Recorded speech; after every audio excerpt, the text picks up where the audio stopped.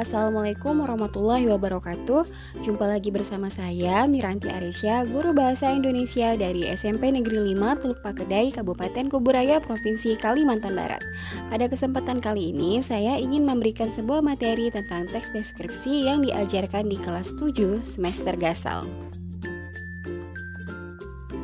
Berdasarkan pedoman PJJ Bahasa Indonesia tahun 2020, pemetaan konsep pada materi ini berdasarkan kompetensi dasar 3.2, menelaah struktur dan kebahasaan dari teks deskripsi tentang sesuatu, objek budaya atau peristiwa alam serta sosial di sekitar siswa yang didengar dan dibaca. Sedangkan untuk indikator pencapaian kompetensi ini sendiri terbagi menjadi 3 bagian. Yang pertama, setelah mencermati model teks deskripsi, peserta didik diharapkan dapat merinci bagian-bagian struktur teks deskripsi dengan tepat. Kemudian, yang kedua, setelah mencermati model teks deskripsi, peserta didik diharapkan dapat menentukan bagian identifikasi dan deskripsi bagian pada teks deskripsi yang disajikan dengan tepat. Berikutnya, yang ketiga, setelah mencermati model teks deskripsi, peserta didik diharapkan pula dapat menelaah bagian struktur yang sesuai untuk melengkapi teks deskripsi yang dirumpangkan. Sebelum kita memasuki pembahasan pokok tentang materi kali ini, perlu diketahui pengertian dari teks deskripsi itu sendiri. Nah, teks deskripsi merupakan satu di antara teks dalam mata pelajaran Bahasa Indonesia. Dalam Kamus Besar Bahasa Indonesia, arti kata deskripsi adalah pemaparan atau penggambaran dengan kata-kata secara jelas dan terperinci. Teks deskripsi merupakan teks yang menggambarkan atau memaparkan suatu objek secara jelas dan terperinci. Jadi, pembaca seolah-olah merasakan apa yang ditulis atau dideskripsikan oleh si penulis. Penasaran ingin tahu lebih jelas tentang teks deskripsi? Yuk simak penjelasan mengenai ciri-ciri umum teks deskripsi berikut ini. Teks deskripsi umumnya memiliki ciri-ciri sebagai berikut. Yang pertama, berisikan penggambaran atau penjelasan suatu objek. Yang kedua, penggambaran atau penjelasan suatu objek yang menjadi topik dituliskan secara detail dan terperinci sehingga pembacanya mengerti secara jelas apa yang digambarkan di dalam teks. Yang ketiga, pembaca seolah-olah merasakan, melihat, mendengarkan, atau mengalami langsung apa yang disajikan di dalam teks tersebut. Dan yang terakhir, keempat, menjelaskan objek berdasarkan warna, bentuk, ukuran, dan ciri-ciri fisik maupun skis objek secara detail. Nah, setelah memahami tentang ciri-ciri umum yang terdapat di dalam sebuah teks deskripsi, sekarang kita masuk ke materi pokok, yaitu struktur teks deskripsi yang terdiri dari 3 bagian.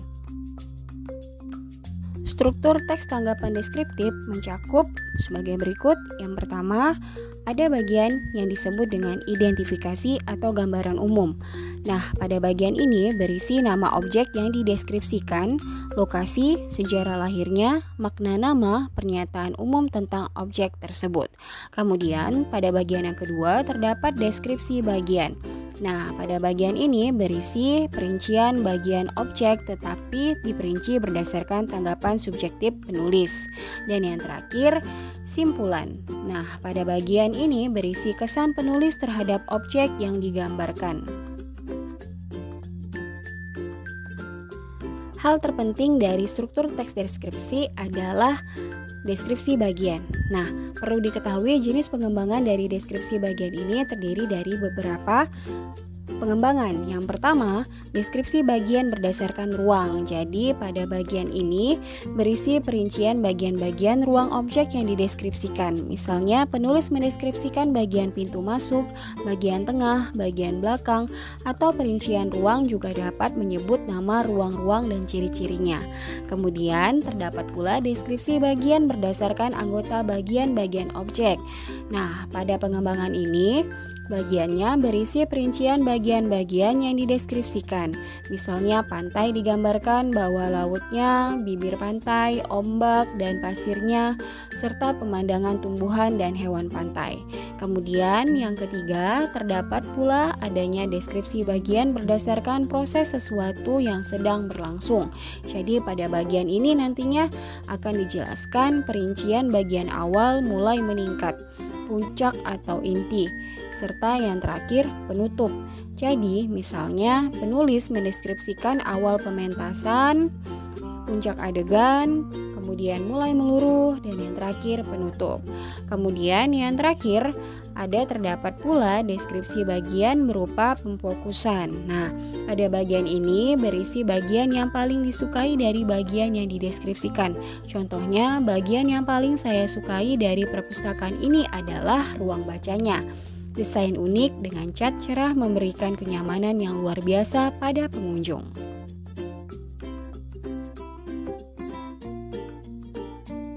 Baiklah, sampailah kita di penghujung materi kali ini. Nah, berdasarkan keseluruhan materi yang telah dibahas tadi, kesimpulan yang dapat diambil yakni tujuan teks deskripsi ialah menggambarkan objek dengan memerinci secara subjektif atau melukiskan kondisi objek dari sudut pandang penulis. Nah, penulis harus menggambarkan objek sekonkret mungkin sehingga pembaca seakan-akan melihat, mendengar, hingga merasakan. Dan hal ini tentunya harus memperhatikan struktur teks tanggapan deskriptif yang mencakup identifikasi, deskripsi bagian, dan simpulan. Jika terdapat pertanyaan terkait dengan materi ini, silakan tulis di kolom komentar. Semoga apa yang disampaikan dapat bermanfaat. Sampai jumpa pada materi berikutnya.